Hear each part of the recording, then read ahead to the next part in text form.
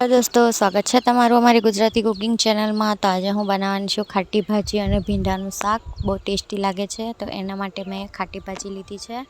तेने दांडी और पान अलग अलग करी लीधा है। दांडीनो यूज नहीं करवानो, खाली एमां पाननो ज यूज करवानो छे। तो अहींया पानने अलग करी लीधा है और सारी रीतना धोई नाख्या है। धोईने पछी समारी लीधा है, कट करी लीधा है। अहींया भींडा पण कापी लीधा है। तो अहींया रेडी है भींडा अने भाजी बेवने कट करी लीधा है। तो अहींया हूँ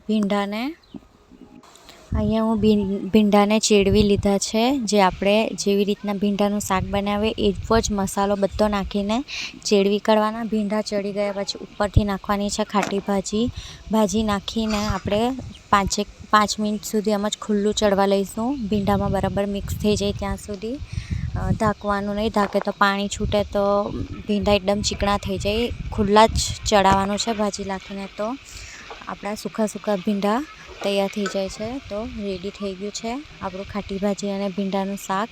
केवुं बन्युं कॉमेंट करीने जरूरथी बतावजो। सारुं लाग्युं तो लाइक, शेर अने सब्सक्राइब जरूरथी करजो। अने तमे केवी रीतना बनावो छो के नहीं बनावो छो आ शाक कॉमेंट करीने जरूर बतावजो।